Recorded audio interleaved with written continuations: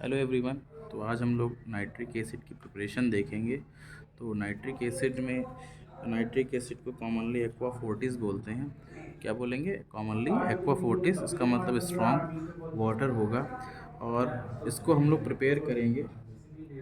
तो laboratory method देखिए। तो लेबोरेटरी मेथड में क्या होगा? In laboratory nitric acid is prepared by distilling either sodium nitrate that is NaNO3 और potassium nitrate that is KNO3 with concentrated sulphuric acid.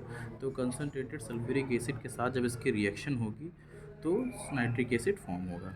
आइए अब इसकी एक दो हम रिएक्शन देखते हैं। पोटेशियम नाइट्रेट के साथ जब ये रिएक्ट होगा तो H2SO4 जो कि कंसनट्रेटेड लेंगे और temperature range below 200 degree Celsius. तो ये बनेगा पोटेशियम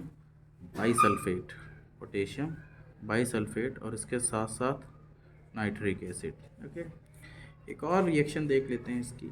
अगर यही सेम रिएक्शन सोडियम नाइट्रेट के साथ होगी तो क्या फॉर्म होगा? दैट इज़ H2SO4 फिर से लेंगे और कंसनट्रेटेड H2SO4 होगा जिसकी temperature range again below 200 degree Celsius.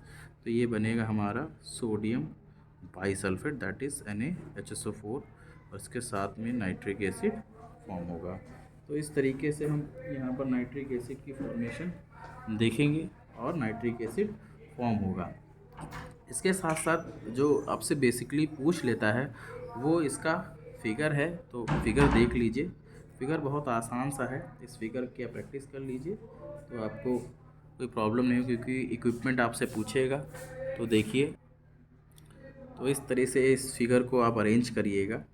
देखिए, ये यहाँ पर आपको इस रिटॉर्ट ग्लास रिटॉर्ट के अंदर आपको पोटेशियम नाइट्रेट और सल्फ्यूरिक एसिड को ले लेना है और उसके बाद नीचे बंसन बर्नर से आप इसको हीट करेंगे।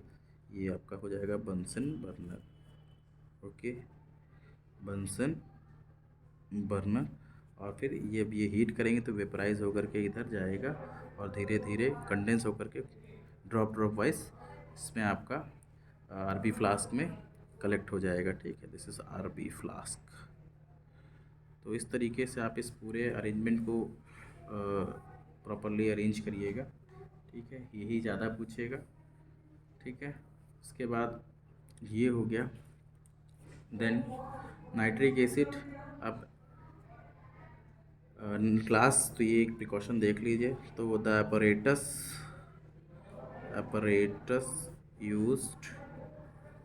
used for preparation of HNO3 must be made of all glass. तो ये ग्लास का बना होता है और ये ग्लास का ही क्यों होना चाहिए? देखिए, as the vapours of nitric acid are corrosive मैंने आपको बताया था कि स्किन के ऊपर अगर आएंगे तो स्किन को पूरी तरीके से डैमेज कर देंगे। Therefore it damages the rubber and cork. ठीक है, तो ये रबर और कॉर्क को डैमेज कर देता है, इसलिए ये जो है किसकी बनी होनी चाहिए? पूरी ग्लास की बनी होनी चाहिए। ठीक है, तो और ये वेपर्स जो है कंडेंस होकर के then the vapours condensed and get collected into pale yellow liquid। Okay, तो इस तरीके से ये कलेक्ट हो जाएगा। ओके, तो this is the proper preparation and collection of nitric acid. इसके बाद नेक्स्ट आगे देखिए, नाइट्रिक एसिड की प्रिपरेशन कैसे ओस्टवाल प्रोसेस से करेंगे। तो ओस्टवाल प्रोसेस का फिगर आप अपनी टेक्स्ट बुक में देख सकते हैं। इसके अलावा यहाँ पर कैटालिटिक ऑक्सीडेशन जो होगा वो अमोनिया का होगा। कैटालिटिक ऑक्सीडेशन अमोनिया का। ओके, तो अमोनिया का जब कैटालिटिक ऑक्सीडेशन होगा तो क्या होगा, यानी इसका मतलब ये है कि अमोनिया की रिएक्शन ऑक्सीजन से कराई जाएगी। ओके, तो जब अमोनिया की रिएक्शन ऑक्सीजन से कराई जाएगी तो उस केस में क्या होगा, तो देखिए यहाँ पर रिएक्शन लिखी जाती है 4NH3 + 5O2 और प्लेटिनम यहाँ पर एज अ कैटलिस्ट यूज़ किया जाएगा, टेम्परेचर रेंज 800 डिग्री सेल्सियस। तो 4 मॉलिक्यूल नाइट्रोजन मोनोऑक्साइड और इसके साथ में वाटर फॉर्म होगा। ओके, तो ये तो बात हो गई इसी में कैटालिटिक चैम्बर की। इसके बाद नेक्स्ट जो आएगा ऑक्सीडेशन चैम्बर।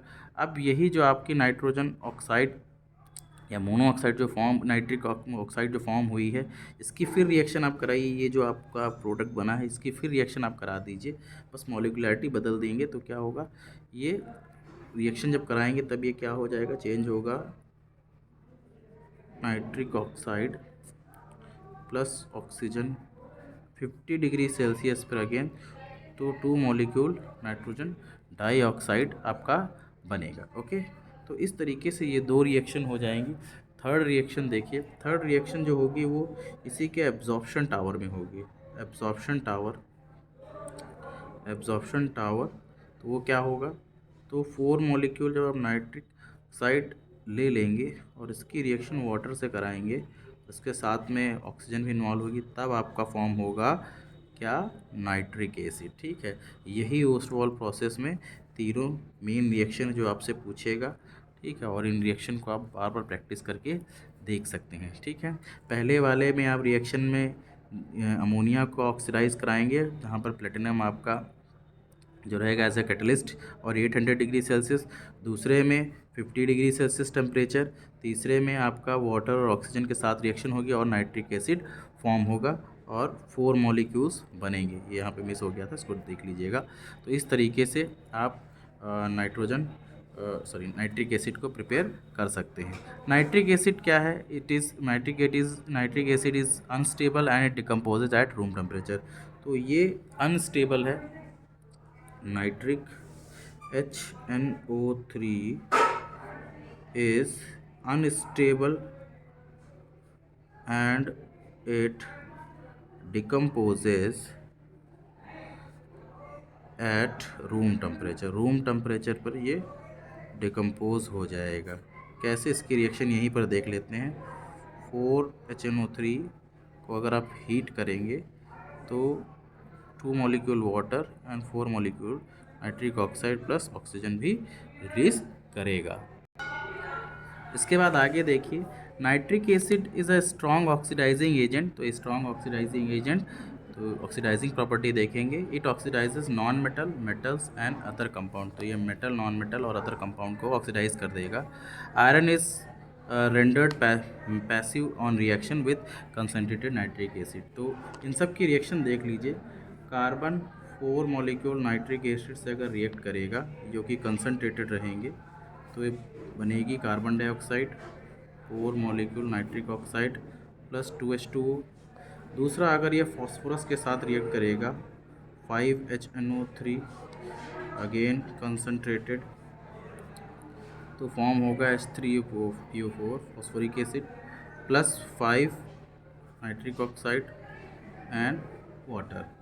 सल्फ़र के साथ अगर ये रिएक्शन होगी तो ये हो जाएगा नाइट्रिक एसिड कंसनट्रेटेड और इसके साथ में सल्फ्यूरिक एसिड बनेगा 6 molecule nitric oxide plus 2H2O water बनेगा।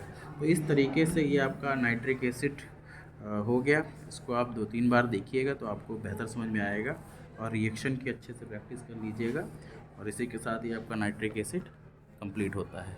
Thank you all.